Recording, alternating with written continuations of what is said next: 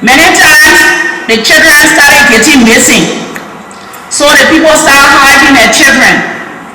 Then you said on that day, the barrack was launched by Taylor and Command forces at the BTC fence. That's when they broke down. And one of the tribe women members gave you her child in pursuit of the protection of the tribe.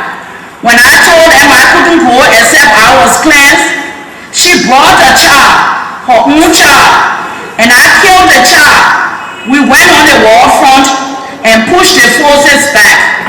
She said if it was the only thing she could do that moved the priest, then she must do it. Is that correct? Yes, ma'am. Okay. As a priest, to clean yourself, you said you need 4 persons that started with Master Kayando. 2 were the warrior, 2 were the priest.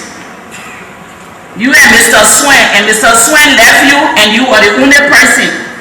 Is that correct? To perform all that you did from 1990 to 1996, right? At the time he died and continue until 96. Is that correct? Yeah. All right. I want to ask, because you were so close and for history, especially I'm carrying history. We want the past to be the past. But thank you that we have some people who are still alive to make history. They had a group called the Supreme Council. You know about the members of the Supreme Council of the during the door, especially during the period of the last war. There were members of the Supreme Council. General Chile were members of them, and some other members, some dead and some still alive. So are you aware of the members of the Supreme Council? I was 11 years of age when I was made a priest, and I was, the last time I entered classroom, I was 7 years of age, and I promoted to the 3rd grade, and I did not understand what Supreme Council was at the time. When the fighting started in 1990, there was some of the elders, big people in the crown sector. Some of them were the big men, the big elders. I don't want to call names if you don't know about it. So if you don't know about any of them, the big men, I won't call it up. It will come up another time. But you don't know about the members of the Supreme Council. I'm saying again, I do not know, I never knew at the time anything they call Supreme Council. Another portion of your statement, you said, because it's signed, I personally recruited children 9 to 10 years old. They were children with no sexual relationship and was youthful. My spirituality was in disagreement with those who had regular sex. Is that correct? Yeah. I molded them and planted cruelty into them and made them to understand that killing human beings was a play. Is that correct? Correct. They watched terrible film. I also taught them to shoot and aim to kill. They were many, 8, 9, 10 years old. They were close to 60 children, including 18 years old also. They served as backup for me during times of battle. Is that correct? Yeah. Most of the enemies that were shot and wounded, I reached up to them, ripped their back while they were alive, and took out their hearts and ate them. This made me more powerful. Is that correct? That's an oversight. I know that training those children, when we kill any enemy, part of the training would be, I will lay the person, the dead body down, and ask those children to cut that person to pieces, to make them brave, and and have no feelings for human. But it was not part of my ritual. It was not part of my part. It was defined to look at somebody that is One other point you said that one thing you did not give your children drugs. Yes. Okay. They ate human heart and drank human blood fresh. Right? Yeah. But with all of this, you became converted. Right? Yes, ma'am. Are you the same Joshua Blahyi now, who they call evangelist Blahyi? Yes, ma'am. And you still have a congregation with girls and boys and young people, right? I do not have a congregation. I'm a crusader. I go around having crusade. I do not have a specific congregation. Why did you decide, given this past in which many others will try to conceal from the public, from public knowledge, why did you decide to come to the TRC? For my faith, it told me that I should tell the truth, and the truth will set me free. And I have tried over the years since 1996, and every time I told the truth, the more I feel additional people have known the truth, the more relief I become. That is where my courage is based from. It has been evidence over the years supporting that scripture that say if I tell the truth will set me free. Another reason is that I think it is unjust, unfair to this nation to forgive me because they hear me preach Christ and just tell them what I did in summary. I think it would be more just to them if they know in detail everything I did and decide to forgive me or decide to retrieve the forgiveness and the forgiving hands they have shown to me over the years. Have you, since 1996, I am sure that in the course of your interactions, there were, and there may, and there are, I would suppose, quite a number of victims. But do you remember, do you recall any individual, whether by name or by face, that were victimized by you? Have you seen any such individual since 96? Yes, sir. Seen several. And what has been your disposition to them? Have you confronted any of them with the story of your past? Yes, this is just a continuation of what I've been doing, over the years.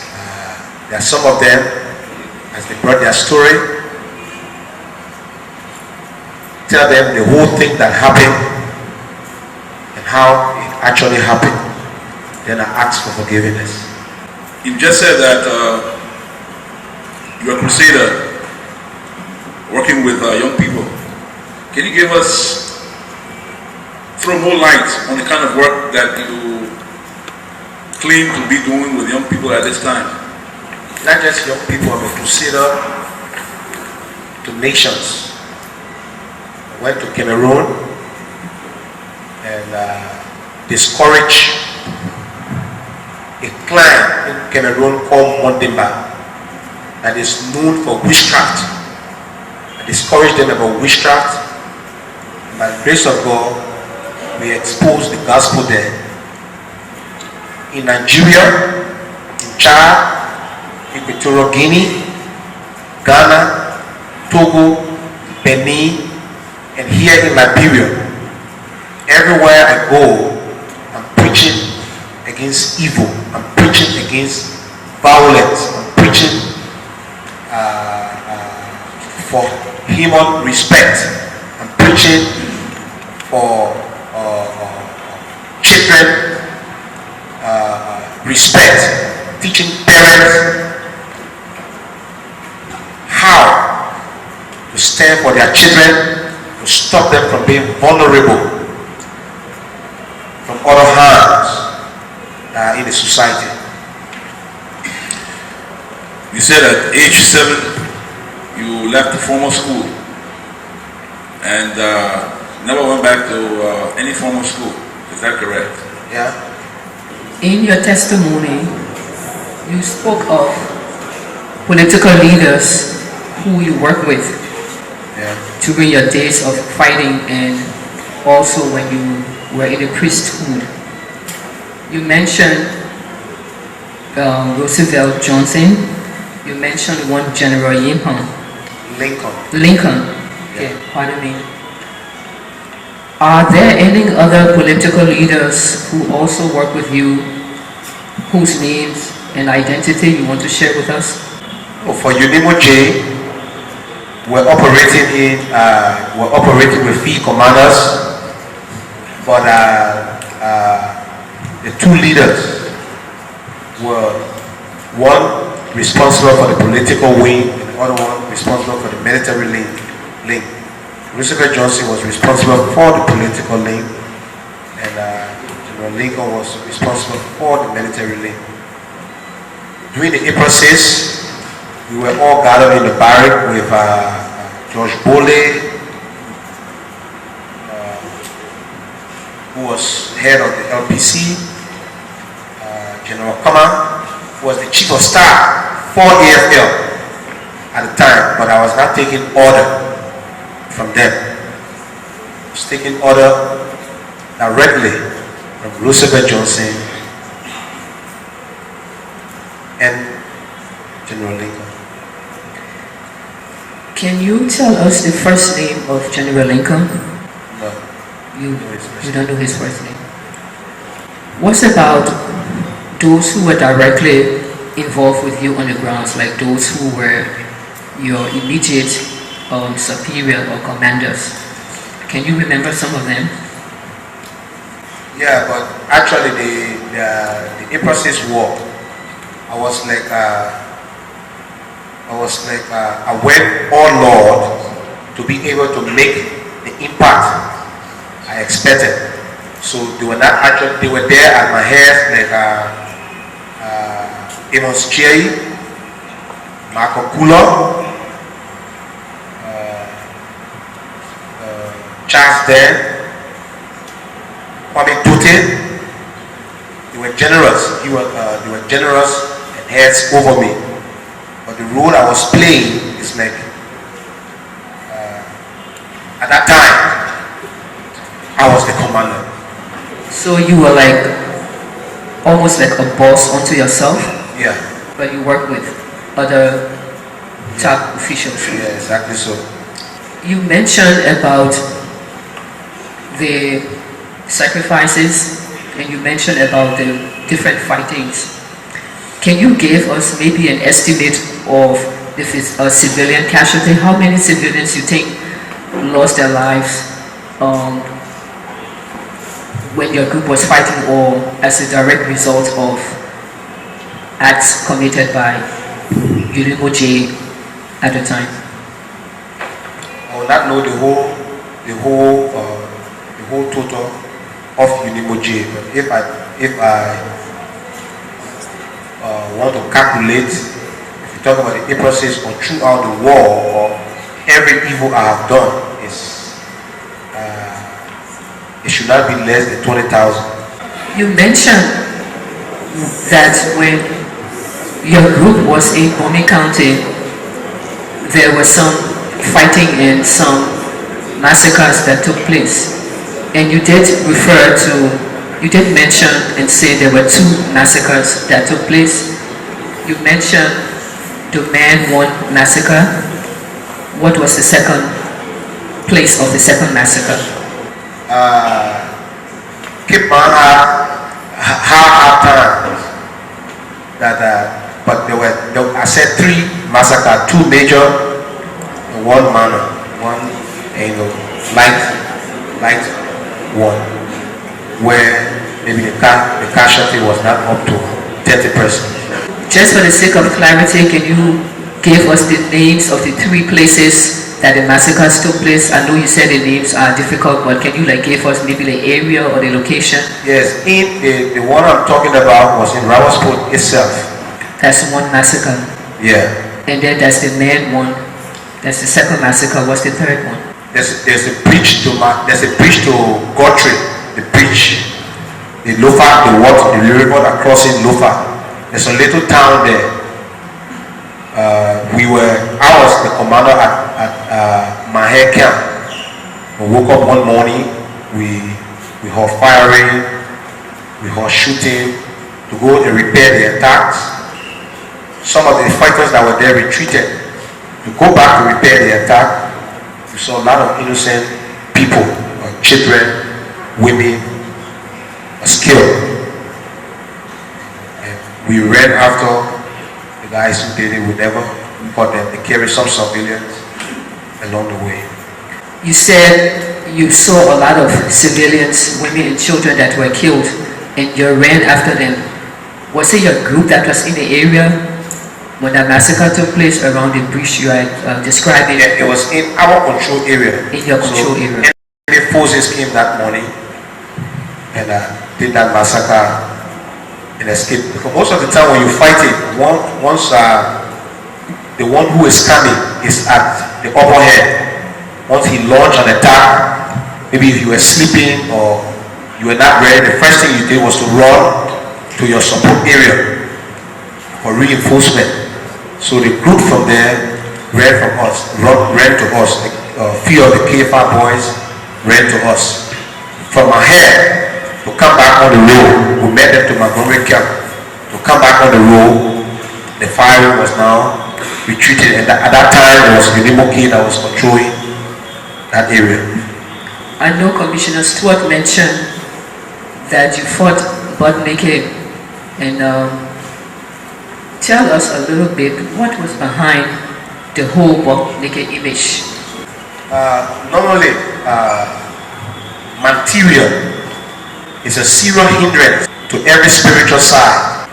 So when I have clothes to disappear or to put into action any of those spiritual abilities, it would be almost 2 minutes.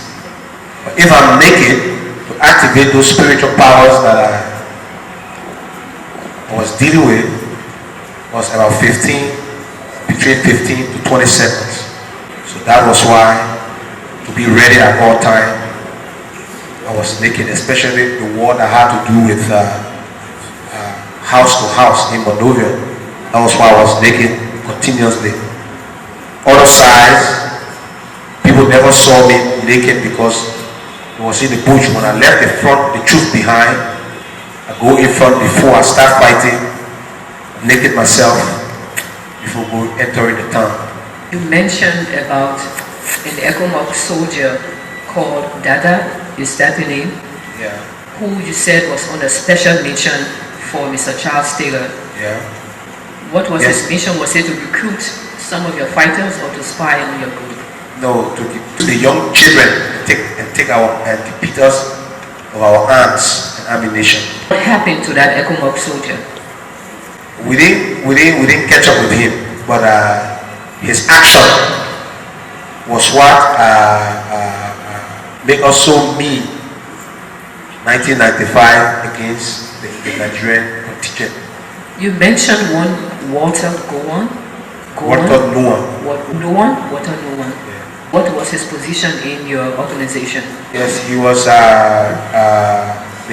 battlefront commander for Unimo J. Now some of these names that you're calling, do you know if these people are still around? Are they still alive? Where their locations? Some of them are alive, some of them are dead, but I don't know their exact location. You also mentioned one Mr. Radisiki who was at the bank. You mentioned. Yeah. What was his role in your organization? He was running on one of the slots of Unimo J as the then governor during the time that the country was factionalized, political power was factionalized. Every faction had a slot that they could give to anyone they thought could support their cause. Did I hear you say you were in the Bonny County area? Was it, I think, 1995 or something? Was that the time that there was a weekend fighting with Unimo K and Unimo J? I didn't get that part very clear. Can you please provide 1995, when after our ammunition was depleted, I said ECOMOG came returning to us complaining that Unimo K has just disarmed them. So we asked them, told them that they could not leave because they were at the buffer zone. So leaving men, Unimo K was going to rush on us. We would have lost our territory, especially because we never had arms and ammunition. It was ceasefire, so we're not supposed to be seen with arms. So our arms were kept in the dump when those guys, that mission was accomplished. We thought it was just a setup since Chancellor wanted to use Noah or use us and we refused. So he decided to join with Unimo K, to get at us. And at the end result, what we saw it to be, because April 6th, just the continuation of what happened, what spilled out from 1995. Unimo K and Mr. Taylor forces were front us. You mentioned that the late President Samuel Doe was in the single area on the evening of the Lutheran Church massacre. How do you know he was there? He was the principal person, and every one of us was protected.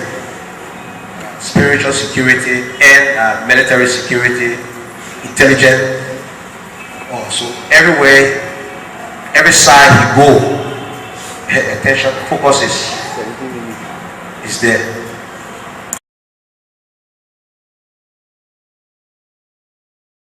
Since you stopped fighting and you became converted, have you been tempted to fight again? There was the 2003 war, there were some skirmishes before 2003, or have you been approached by any groups with intention to fight or any individuals to fight again? Yes, I've never been tempted. I was approached. 1998, I was in a church, the Ark of Resurrection, the Ark of Jesus Christ at Jacob time, and the September 18 war broke out. And the next day my name was on radio that I was seen fighting. So I came back on Broad Street. Everybody asked me to, other friends asked me to use UN car and leave the country, and I refused. I came back on Broad Street to not avoid the accusation by inviting radio stations to see me preach. And then I went back to Kiss FM,